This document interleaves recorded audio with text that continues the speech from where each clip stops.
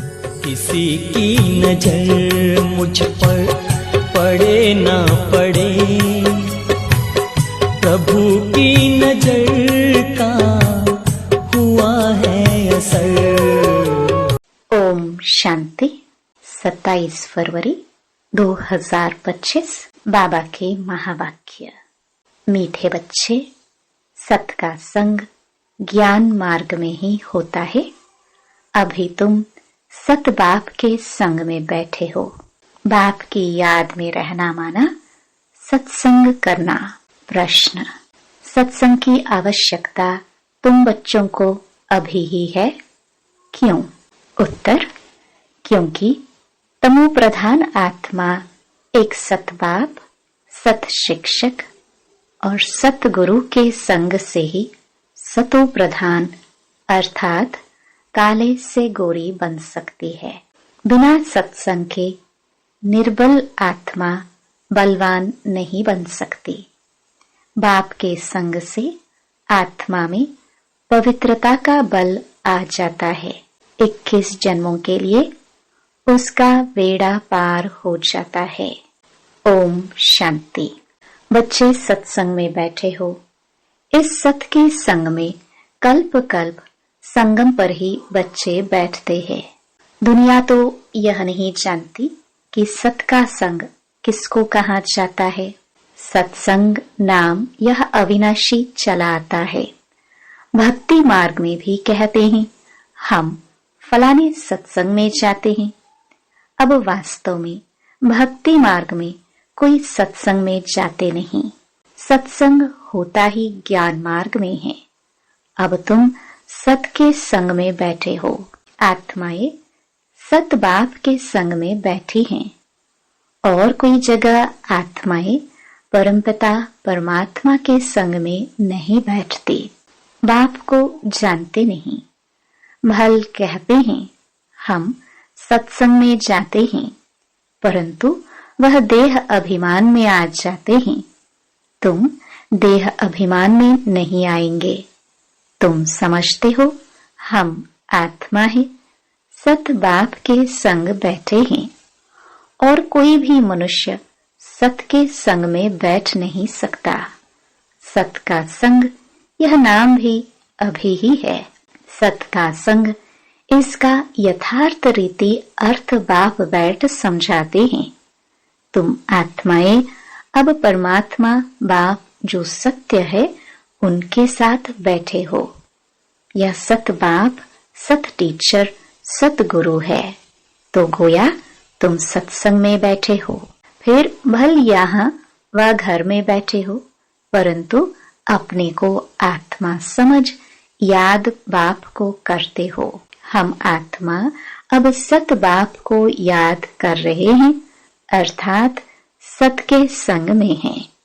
बाप मधुबन में बैठे हैं। बाप को याद करने की युक्तियां भी अनेक प्रकार की मिलती है। याद से ही विकर्म विनाश होंगे। यह भी बच्चे जानते हैं। हम 16 कला संपूर्ण बनते हैं, फिर उतरते उतरते कला कम होती जाती है। भक्ति भी पहले अव्यभिचारी है, फिर गिरते गिरते व्यभिचारी भक्ति होने से तमो प्रधान बन जाते हैं। फिर उनको सत का संग जरूर चाहिए, नहीं तो पवित्र कैसे बने। तो अब तुम आत्माओं को सत बाप का संग मिला है। आत्मा जानती है हमको बाबा को याद करना है, उनका ही संग है। याद को भी संग कहेंगे। यह है सत का संग। यह देह होते हुए भी तुम आत्मा मुझे याद करो। यह है सत का संग। जैसे कहते हैं ना, इनको बड़े आदमी का संग लगा हुआ है, इसलिए देह अभिमानी बन पड़ा है। अभी तुम्हारा संग हुआ है सत बाप के साथ, जिससे तुम तमो प्रधान से सतो प्रधान बन जाते हो। बाप कहते हैं मैं एक ही बार आता हूँ। अभी आत्मा का परमात्मा से संग होने से तुम 21 जन्म के लिए पार हो जाते हो। फिर तुमको संग लगता है देह का। यह भी ड्रामा बना हुआ है। बाप कहते हैं, मेरे साथ तुम बच्चों का संग होने से तुम सतो प्रधान बन जाते हो, जिसको गोल्डन एज कहा जाता है। साधु संत आदि तो समझते हैं आत्मा निर्लेप है, सभी परमात्मा ही परमात्मा है। तो इसका मतलब परमात्मा में खाद पड़ी है। परमात्मा में तो खाद पड़ नहीं सकती। बाप कहते हैं, क्या मुझ परमात्मा में खाद पड़ती है? नहीं, मैं तो सदैव परम धाम में रहता हूँ, क्योंकि मुझे तो जन्म मरण में आना नहीं है। यह तुम बच्चे जानते हो। तुम्हारे में भी कोई का संग जास्ती है, कोई का कम है। कोई तो अच्छी रीति पुरुषार्थ कर योग में रहते हैं। जितना समय आत्मा बाप का संग करेगी उतना फायदा है। विकर्म विनाश होंगे। बाप कहते हैं, हे आत्माएं, मुझ बाप को याद करो, मेरा संग करो। मुझे यह शरीर का आधार तो लेना पड़ता है, नहीं तो परमात्मा बोले कैसे, आत्मा सुने कैसे। अभी तुम बच्चों का संग है सत के साथ। सत बाप को निरंतर याद करना है। आत्मा को सत का संग करना है। आत्मा भी वंडरफुल है, परमात्मा भी वंडरफुल है, दुनिया भी वंडरफुल है। यह दुनिया कैसे चक्कर लगाती है, वंडर है। तुम सारे ड्रामा में ऑलराउंड पार्ट बजाते हो। तुम्हारी आत्मा में 84 जन्मों का पार्ट नोंधा हुआ है, वंडर है। सत्युगी आत्माएं और आजकल की आत्माएं, उसमें भी तुम्हारी आत्मा सबसे जास्ती ऑलराउंडर है। नाटक में कोई का शुरू से पाठ होता है, कोई का बीच से, कोई का पिछाड़ी में पाठ होता है। वह है सब हद के ड्रामा, वह भी अभी निकले हैं। अब साइंस का इतना जोर है, सतयुग में कितना उनका बल रहेगा। नई दुनिया कितना जल्दी बनती होगी। वहां पवित्रता का बल है मुख्य। अभी है निर्बल, वहां है बलवान। यह लक्ष्मी नारायण बलवान है ना। अभी रावण ने बल छीन लिया है, फिर तुम उस रावण पर जीत पाकर कितना बलवान बनते हो। जितना सत का संग करेंगे, अर्थात आत्मा जितना सत बाप को याद करती है, उतना बलवान बनती है।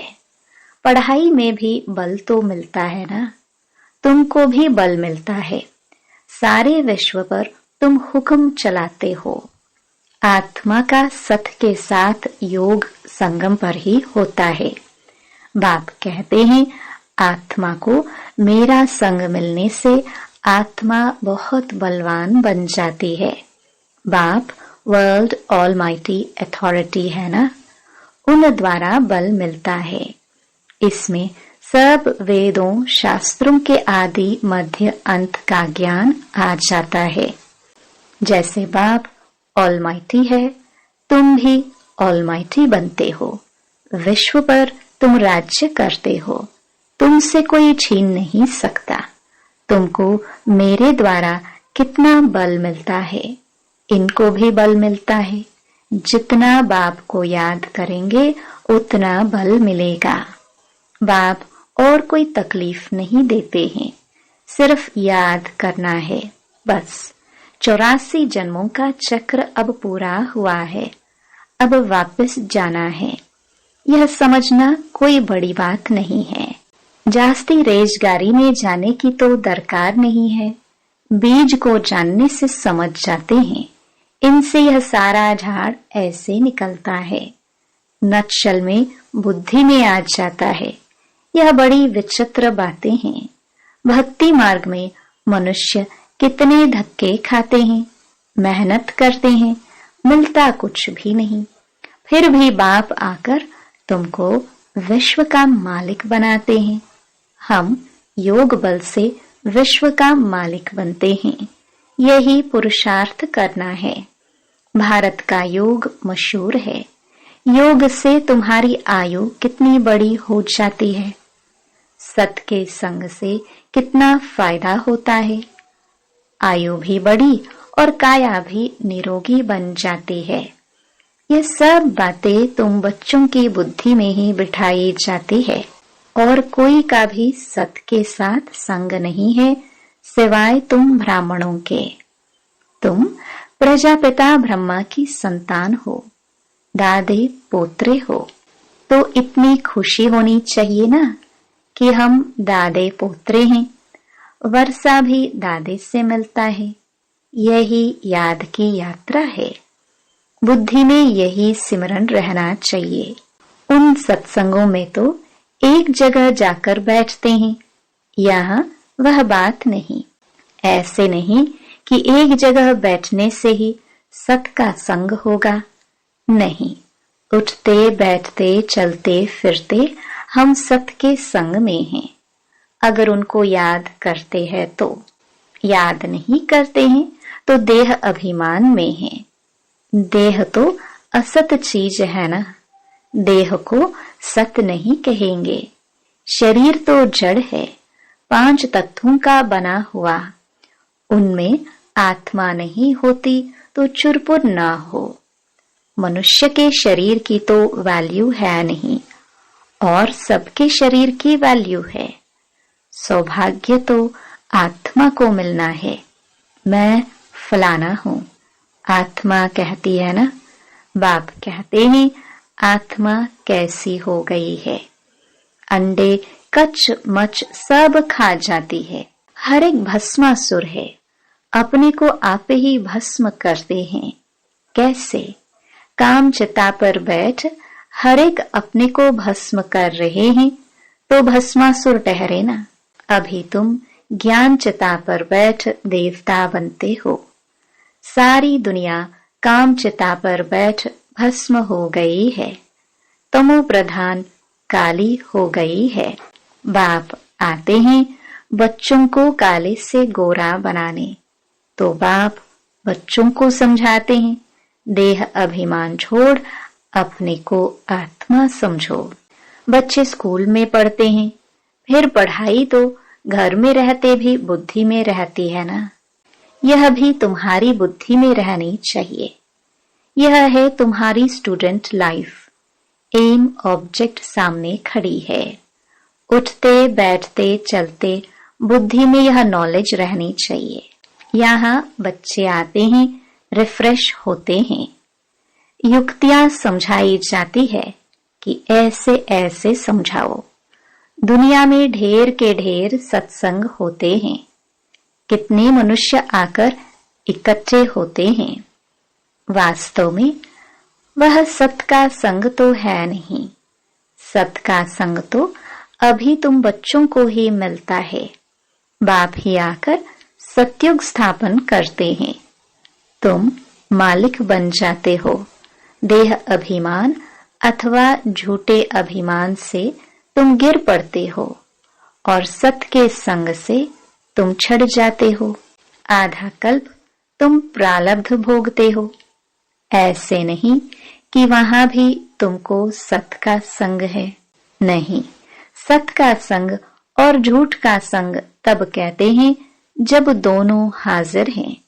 सत बाप जब आते हैं वही आकर सब बातें समझाते हैं। जब तक वह सत बाप नहीं आए तब तक कोई जानते भी नहीं है। अब बाप तुम बच्चों को कहते हैं, हे आत्माएं, मेरे साथ संग रखो। देह का जो संग मिला है उनसे उपराम हो जाओ। देह का संग भल सत्युग में भी होगा, परंतु वहां तुम हो ही पावन। अभी तुम सत के संग से पतित से पावन बनते हो। फिर शरीर भी सतो प्रधान मिलेगा, आत्मा भी सतो प्रधान रहेगी। अभी तो दुनिया भी तमो प्रधान है। दुनिया नई और पुरानी होती है। नई दुनिया में बरोबर आदि सनातन देवी देवता धर्म था। आज उस धर्म को घूमकर आदि सनातन हिंदू धर्म कह देते हैं। मूंझ पड़े हैं। अभी तुम भारतवासी समझते हो कि हम प्राचीन देवी देवता धर्म के थे, सत्युग के मालिक थे, परंतु वह नशा कहाँ।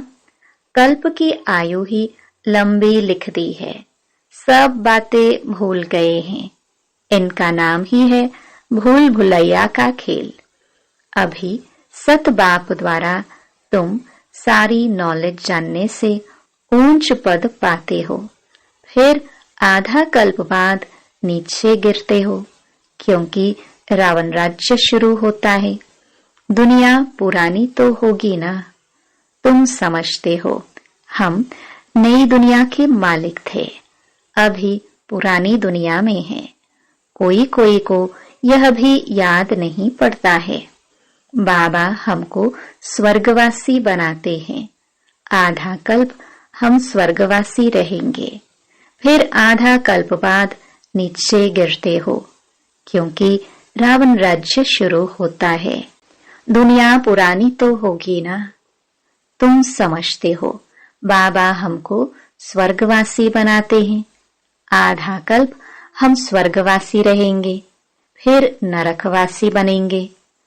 तुम भी मास्टर ऑलमाइटी बने हो नंबरवार पुरुषार्थ अनुसार। यह है ज्ञान अमृत का डोज। शिव बाबा को ऑर्गन्स मिले हैं पुराने, नया ऑर्गन्स तो मिलता नहीं, पुराना बाजा मिलता है। बाप आते भी वानप्रस्थ में ही हैं। बच्चों को खुशी होती है तो बाप भी खुश होते हैं। बाप कहते हैं हम जाते हैं बच्चों को नॉलेज दे रावण से छुड़ाने। पाठ तो खुशी से बजाया जाता है ना। बाप बहुत खुशी से पाठ बजाते हैं। बाप को कल्प कल्प आना पड़ता है। यह पाठ कभी बंद नहीं होता है। बच्चों को बहुत खुशी रहनी चाहिए। जितना सत का संग करेंगे उतना खुशी होगी। याद कम करते हैं, इसलिए इतनी खुशी नहीं रहती है। बाप बच्चों को मिल्कियत देते हैं।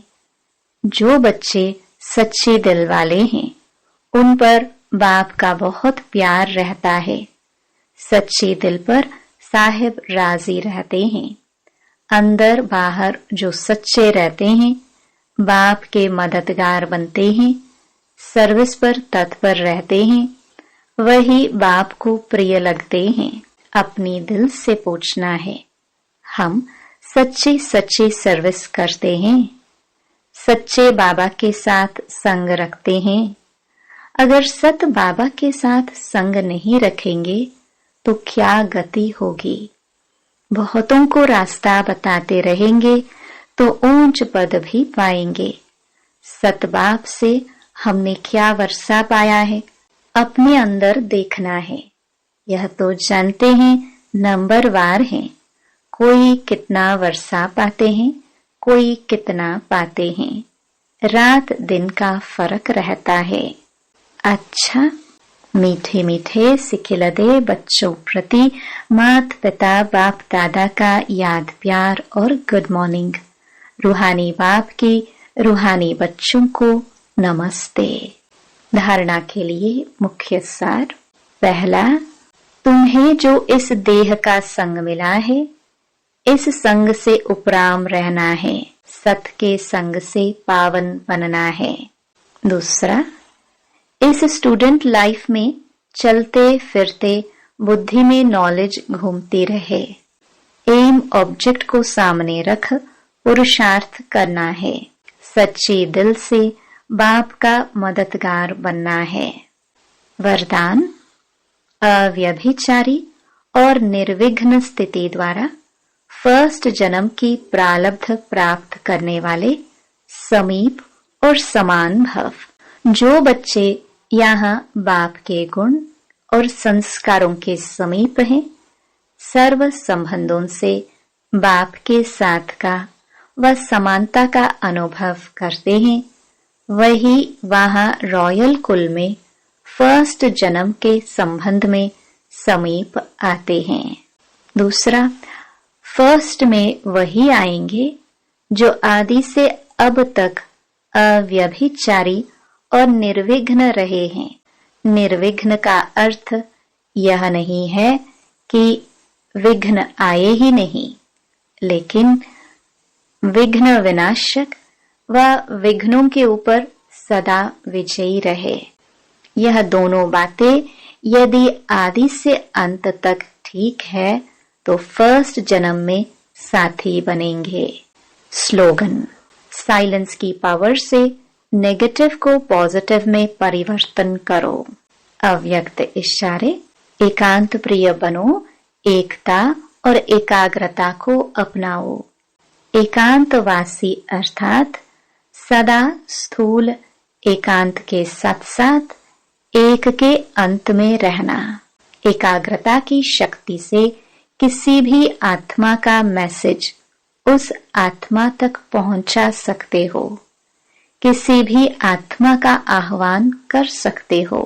किसी भी आत्मा की आवाज को कैच कर सकते हो। किसी भी आत्मा को दूर बैठे सहयोग दे सकते हो। ओम शांति।